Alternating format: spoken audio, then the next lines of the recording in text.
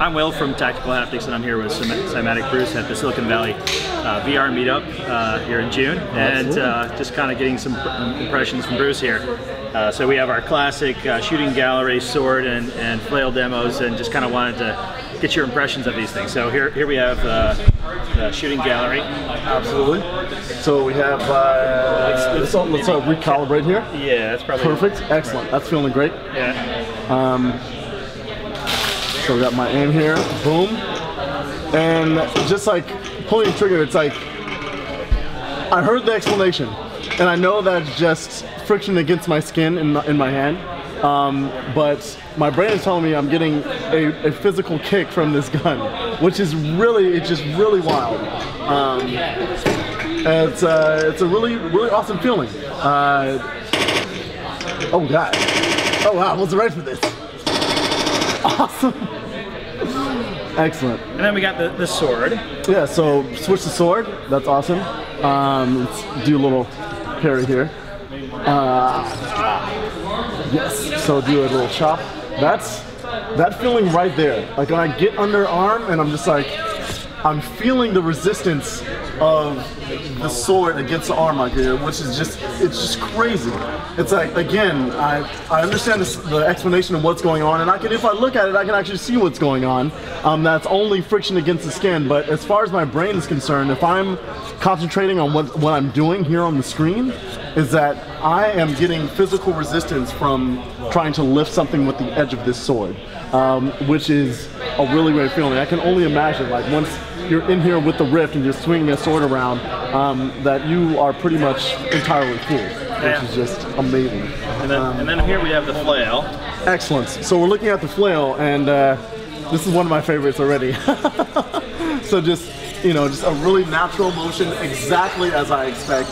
And I'm already like swinging this around, and it is just, I mean, the only indication that it's not actual, just some kind of physical kickback of motion is that I'm hearing the noise. Like if I'm blasting some medieval music, I wouldn't know any better. Like as far as I'm concerned, I'm holding a giant ball of metal. We have the Bose headphones that we were gonna crank out, but we're like, no, that's cheating. Oh, it was so much noisier in here before you didn't even hear it. Exactly. So. See, like if I don't hear that, so like to remind me that this is just friction going on. I mean, dude, this is like, and just like swinging in different ways. And it's like it just feels right. And I mean, not just like when it gets going does it feel right, but I slow down and the ball swinging back and forth. I'm feeling very delicate, very soft motions, depending on where it is, on the right, on the left, and I'm feeling, it feels right. I'm feeling the right corresponding like weight there. So the only thing that's like, if I'm just holding it, even if that like motion, I'm not getting too much, but as soon as I move a little bit, I'm getting something, which is that's very impressive to be able to get that level of interaction with just any type of motion I do, not just the expected, oh, I'm doing a flail, but when I get it wrong and it's all over the place, I'm also feeling the consequences of that too, which is really awesome.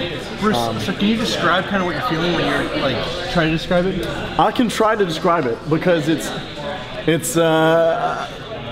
kind of rough because, okay, I can describe it two ways.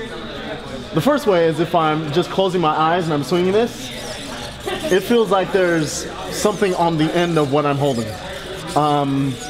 It may not be as heavy as a huge mace, but there's definitely something there. If I can look at this and I can hear the noise, I can tell, okay, these things are moving and I don't have anything here.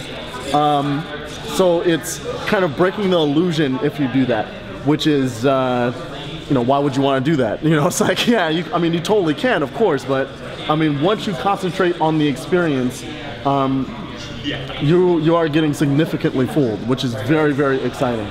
So, yeah, I'm feeling the resistance in my hand and against my skin as if I have, you know, an object in my hand. It's just like the resistance that you would expect when you have the handle of a mace, and if you're holding it, and it's you know, it's slightly moving up and down or side to side as a result of the motion that you're making with it.